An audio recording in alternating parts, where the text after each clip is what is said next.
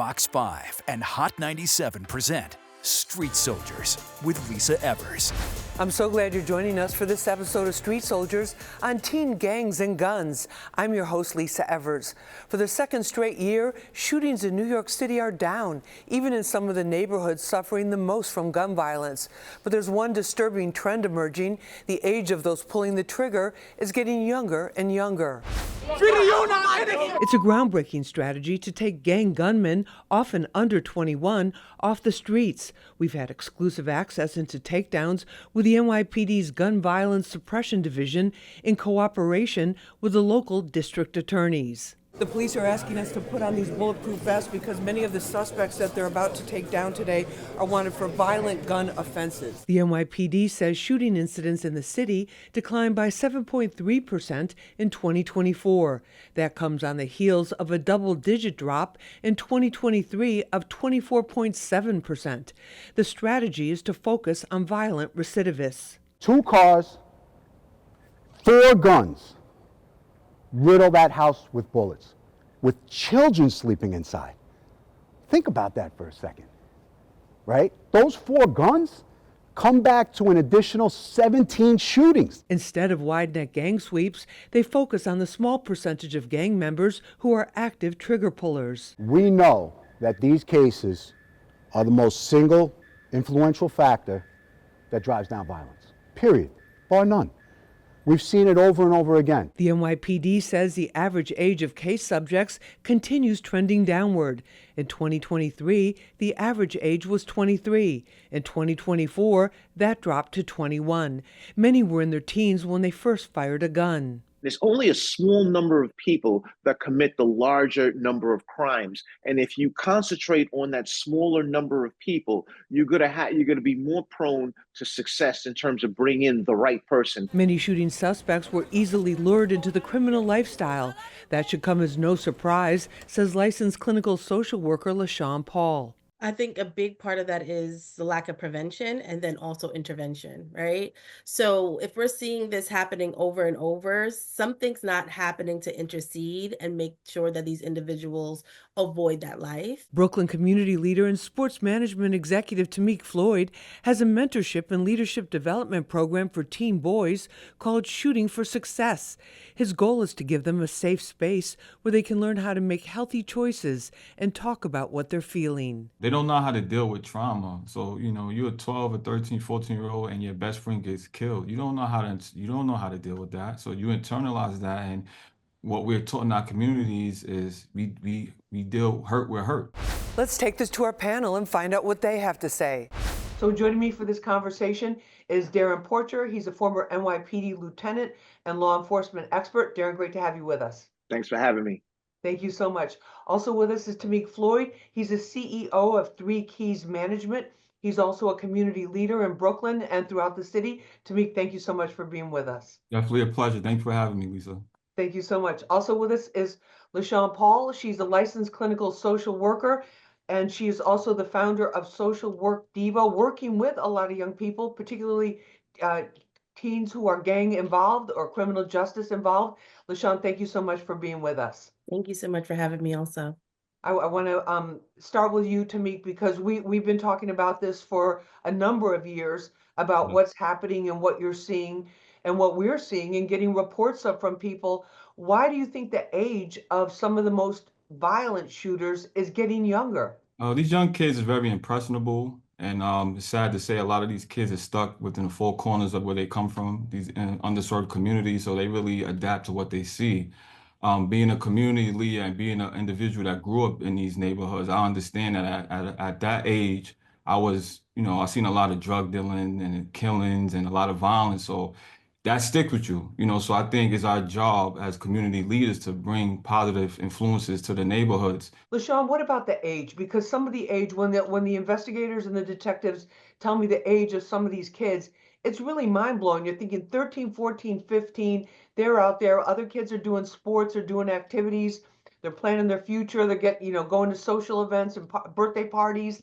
And yet these other kids are just living a completely different life. What is that all about? I think a big part of it is the lack of resources, right? Sports and those sort of things are very expensive, especially in New York City. And you also have where you're moving a little bit further from just geography. So not only what you see, but what you experience through social media and other different things that take you outside of like your streets to other different things that completely have an impact on youth at that developmental milestone, which is like a very impressionable age.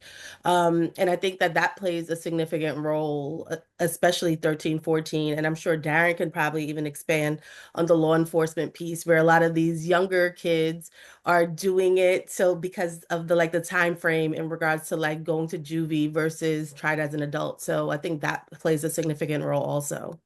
Darren, what about that? Because the law enforcement, you guys have to enforce the laws as they're written on the books, whether you agree with them or don't agree with them. What about with what LaShawn is saying is that the current laws encourage these underage teens to be basically groomed by some of these older adult gang members and gunmen. It's sad but true. But when we take in consideration someone that's a 12-year-old that is caught in possession of a firearm and commits a horrific act, they're going to be sentenced to far less than someone that's an adult. The older people, more so specific to the gang members, identify. Therefore, they use these younger individuals as commodities to do the quote unquote dirty work because they know that they're going to go in for a shorter period of time and come back out. But the proliferation of firearms has expanded tremendously in the wake of ghost gun manufacturing. So we no longer just have the traditional firearm that we've seen that's been manufactured by Smith and Wesson or Glock. We now have people that are creating these firearms with 3D printers. So as a result of that, we have far more firearms that are on the street and accessible to the younger individuals in their communities. Don't go away. We'll be right back. Rashawn, one of the cases, well, actually a couple of the cases that I saw firsthand when I was out with the NYPD and they were doing these laser focused takedowns of some of the gangs. One father actually told the detectives, "Take my son. We can't do anything with him." And then there was another case where there was a girl where she's 8 months pregnant. Her father shows up at the precinct. He goes, "That can't be, my daughter can't be in there. She's already out on parole on a gun charge." This was her second gun charge just during her pregnancy. She had one even before that. So the parents, a lot of times, are involved, much more so than what the stereotype is that it's a struggling single parent or somebody dealing with substance abuse issues. Why do parents not seem to have control in some of these situations? I think a big part of it is it goes back to having the ability to education and information. One of the things that necessarily comes up a lot is that these parents don't have the resources to get these children into the right therapies or other different preventative services to present like the kind of revolving door. And a big part of it too is the parents themselves are somewhat overwhelmed by life. So they're also experiencing some mental disorders or overwhelmed by their 9 to 5s or sometimes even longer, the multiple jobs that they juggle at times in order to make end meet. So even when they are involved, they don't necessarily have the parent education necessary to maybe manage what's really going on and to really stay on top of things. Tamik, what are they influenced by? Because you brought a number of programs to various communities to try and help these the boys. They're still boys, a lot of them, to give them alternatives and give them ways to be productive and not get in trouble and not get on the wrong side of the law. What kind of influences do they have? It's a lived cycle of trauma that's long happened long before I existed. That it's just a mindset, a mentality of people where we come from. They just so used to the negative. They're not really used to seeing something positive. Me, unfortunately, I was a kid. I grew up playing basketball. That was my gateway. Basketball really saved my life. It kept me out of the streets for the majority of my life. My junior year in college, I lost my basketball scholarship and I fell victim to the streets where I spent the next decade in prison. So moving forward, I made it a mission to change my narrative, and by changing my narrative, I came home and did the right thing. And a lot of these young people, they do want to do the right thing, but they just see so much negative things around them. So my job as a community leader is to inspire them and show them that you could mess up, right? But you always also could bounce back. So I just think like this just having positive influences is real key and vital. So I have a mentorship program where I work with the DOE, where we, service several schools and we help, I don't like to call them at risk, but we do service kids that have like behavioral issues. And I just try to show them and, and meet them where they at and take it step by step and try to help them to like, let them see their true potential. Darren, what about the police piece of this? Because they're aware of that too, and it's the shift from this whole big like cast a wide net, let's drag everybody in, arrest them. Now they're very specific. These three 15-year-olds were involved in XYZ shooting. Here's the video to prove it. What effect does that have on the community that you see? Well, of course, it's a negative effect on the community when we parade droves of individuals that are later seen as innocent. And it begs the question of how effective is law enforcement, and is there a stereotypical targeting in these communities of color, meaning the Black and brown communities? Because that's traditionally who we'll see paraded in these quote unquote perk walks as it relates to gang activity. But now the higher ups in the NYPD, or I shouldn't just say the NYPD, but I want to say police departments across the nation, have now drilled down to a component of let's make sure that we are able to collaborate the information or corroborate the information that we receive from informants. Because in many of these cases, you have informant testimony that's presented to police, and police would run out as quick as possible to grab a headline and show, hey, we have a fresh piece of meat that we're putting into the court system.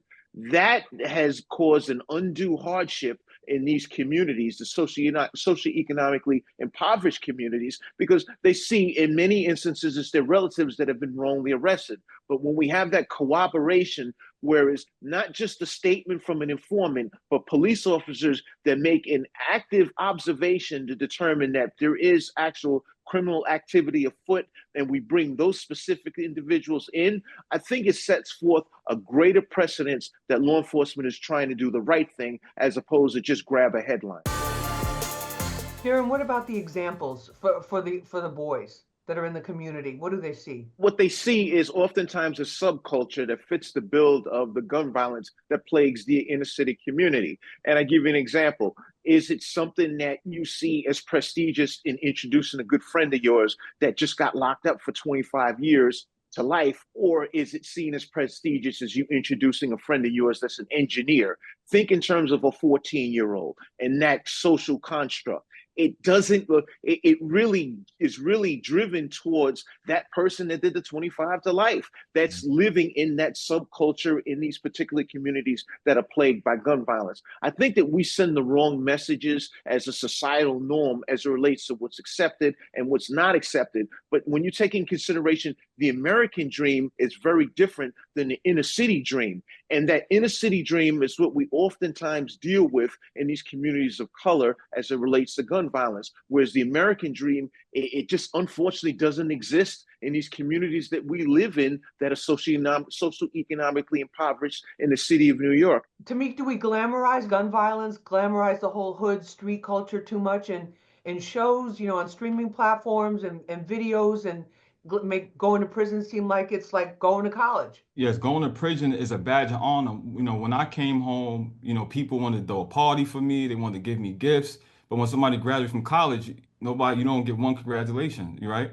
A lot of these young guys, their mindset is, if you die at a young age, you're a GOAT. Now that mentality is disturbing, is nerve-wracking, because I'm like, you don't want to live past 21, so it's just like the mentality of our communities, but also is like, once again, it's our job to like create positive enforcements, and it's like somebody like me, just coming from where I came from and sitting where I am today, it may inspire somebody to like, leave the street life alone, because I dealt somewhat in it, and I understand it. And I understand that, sometimes you just want to be heard. You don't want to feel like somebody's giving up on you. But a lot of these kids, it's sad to say, the system gave up on them. If it's the Board of Ed, their families gave up on them. So it's like they just have each other, and it's like the blind leading the blind. LaShawn, what about that? They just lead each other, which seems to be the truth. One of the biggest things that, when like Tamik mentions like the blind leading the blind, I think what comes up for me is like the intergenerational trauma that occurs, right?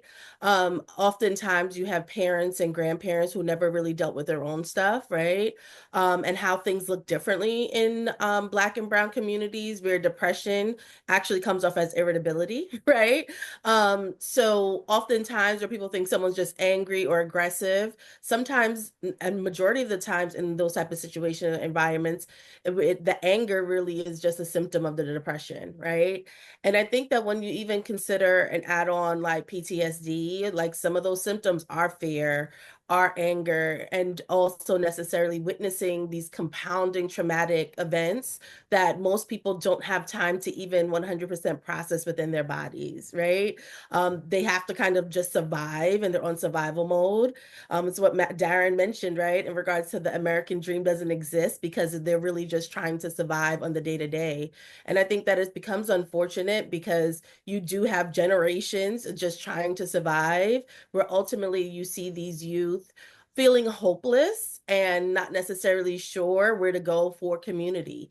And ultimately, as a result, turn to the streets, unfortunately. I think another issue is social mobility. Growing up, maybe if I had a doctor or a lawyer that lived next door to me, my mindset would be a little different. You know, if you have somebody that's living next door to you, that's a drug dealer, that's a gang member, that's all you see. And like, yeah, I was a college student, but I still had the memories of, you know, my friend brother getting killed in front of the building. These things that lives with you, and it's like at some point, like I said, it caught up to me as a grown man. You know, so it's just like it's sad. It's a sad situation. LaShawn, give us some things, some takeaways that we can really put into our own life. What should we be doing as adults? I think as adults, one, we should be going out and getting our own help, right? Oftentimes, we're necessarily not overwhelmed or not necessarily sure or even providing how to handle like very like scary or different situations. And I think that oftentimes we can't emotionally regulate ourselves and we can't expect children to if we're not necessarily giving that as an example. I think making sure that we obviously, as simple as it seems, it's hard, right? Is getting sleep, movement is a big thing. And also creating space for more conversations around like mental wellness and resources and tapping into those things when they do exist, even as limited, right? But that also then means that individuals in the community have to be great linkages to those resources so that they're free or low cost in order to meet the needs of the community. And I think one place that can really start is within the schools by hiring more social workers and counselors that are not only focused on the academic portion of school, but also focus on the overall well-being without just the buzzwords of social and emotional learning. Tamik, what can we do? I think that the common thread of of today's conversation was dealing with trauma and resources, right? Like I mentioned earlier, I worked in a school. My sports mentorship program is in a school in Brownsville, and the kids don't even have a gymnasium. So I couldn't even picture growing up and not having the opportunity to be in a gym and to explore what a sport can do for you. Like just being in a team sport growing up, it just helped me in my everyday life. Like I learned how to work with others. I learned how to take criticism and take authority, right? And follow instructions. And these are the principles that can help you throughout life. It's not really about the sport. It's like the components of sport, right? So I just think obviously it's just us as on our platforms to just push these people that's in power to like really provide for these kids anyway by any means. Darren, what about that in terms of what we can do, in terms of what law enforcement can be doing and our communities?